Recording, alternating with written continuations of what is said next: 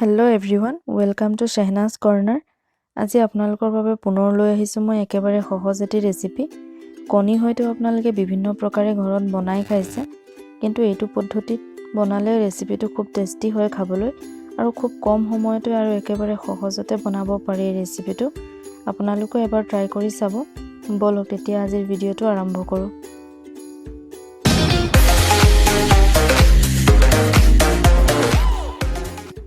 মই লৈছো ইয়াত 3টা কণী। আপুনি আপোনাৰ অনুযায়ী ল'ব পাৰে। 2টা বিলাহী মই সৰু সৰুকৈ এনেদৰে কাটি লৈছো। ডাঙৰ সাইজৰ 2টা আলু মই এনেকৈ স্কোৱাৰত কাটি লৈছো। চাহ চামুচেৰে 1 চামুচ মই লৈছো হালধি পাউডাৰ। 1 চামুচ মই লৈছো ইয়াত জিৰা পাউডাৰ। চাহ চামুচেৰে প্ৰায় 1.5 চামুচ মান লৈছো মই ইয়াত জলকীয়া পাউডাৰ। 1 চামুচ লৈছো মই ইয়াত ধনিয়া পাউডাৰ। নিমখ লৈছো মই ইয়াত সোৱাদ অনুসৰি। ডাঙৰ সাইজৰ এটা পিয়াজ মই দীঘলীয়াকৈ মিহি মিহিকৈ কাটি লৈছো। কেইটামান লৈছো মই ইয়াত জালুক গুটি কেইটা অৱশ্যে মই পিচি লম। গেছত মই এটা প্ৰেছাৰ কুকাৰ পাতি দিছিলো আৰু প্ৰায় 1 কাপ মান পানী বইল হ'বলৈ দিছিলো। বইল হোৱাৰ পিছত এতিয়া মই কণী কেইটা ইয়াত এটা এটাকৈ এড কৰি দিছো আৰু কাটি লোৱা আলুখিনিও মই ইয়াত দি দিছো। আৰু প্ৰায় আধা চামুচ মান মই ইয়াত নিমখ এড কৰি দিম আৰু কুকাৰৰ ঢাকনখন লগাই দিম।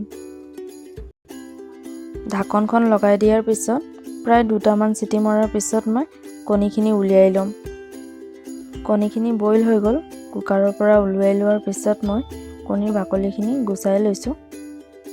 গেছত মই এখন কেৰাহী পাতি লৈছিলো। কেৰাহীখন গৰম হোৱাৰ পিছত 1 চামুচ মান মই ইয়াত মিঠাতেল এড কৰি দিছো আৰু তেলখিনি গৰম হ'বলৈ দিছো।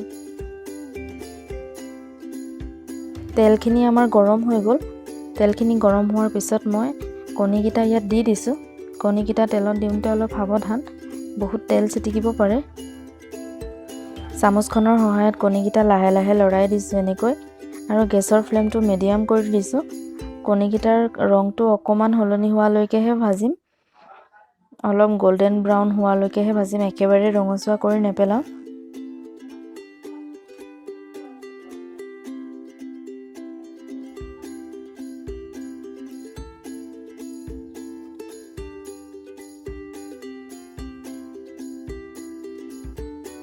কণীকেইটা আমাৰ ভাজা হৈ গ'ল।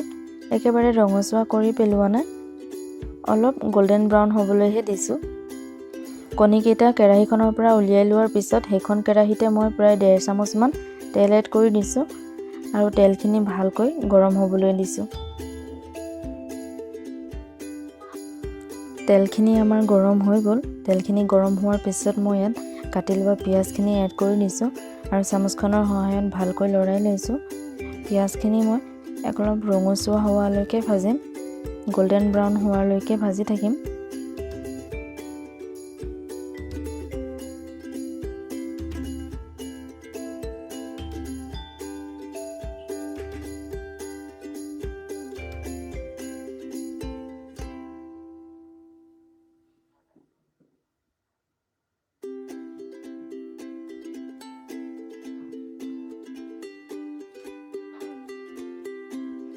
পিয়াজখিনি আমাৰ ভাজা হৈ গ'ল আৰু মছলাখিনি মই এনেদৰে পেষ্ট বনাই লৈছিলোঁ আৰু মছলাখিনি মই পিয়াজখিনিত এনেদৰে ঢালি দিছোঁ আৰু চামুচখনৰ সহায়ত ভালদৰে লৰাই লৈছোঁ মছলাখিনি।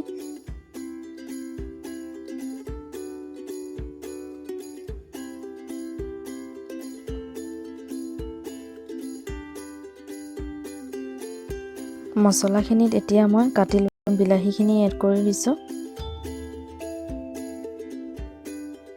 আৰু চামুচখনৰ সহায়ত ভালদৰে বিলাহীখিনি লৰাই লৈছোঁ।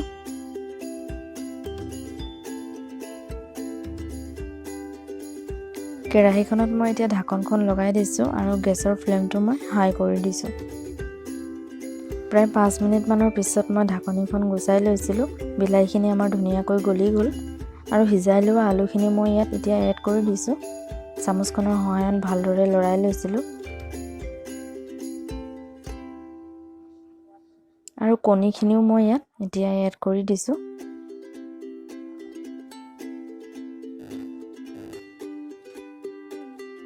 প্ৰায় 1.5 কাপমান পানী মই ইয়াত এড কৰি দিছোঁ আৰু চামুচখনৰ সহায়ত ভালদৰে গোটেইখিনি লৰাই লৈছোঁ। গেছৰ ফ্লেমটো মই ইয়াত হাই কৰি দিছোঁ।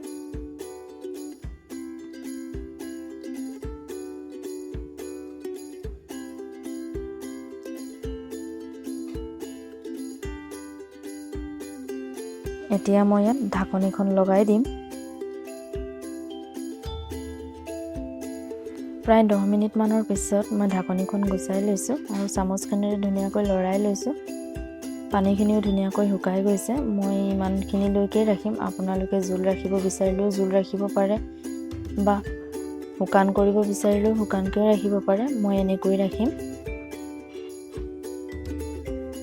কণীৰ এই ৰেচিপিটো খাবলৈ একেবাৰে ৰেডি হৈ গ'ল আৰু মই এনেদৰে ছাৰ্ভ কৰি দিছোঁ। মই একেবাৰে সহজ পদ্ধতিত এই ৰেচিপিটো আপোনালোকৰ বাবে তৈয়াৰ কৰিছোঁ।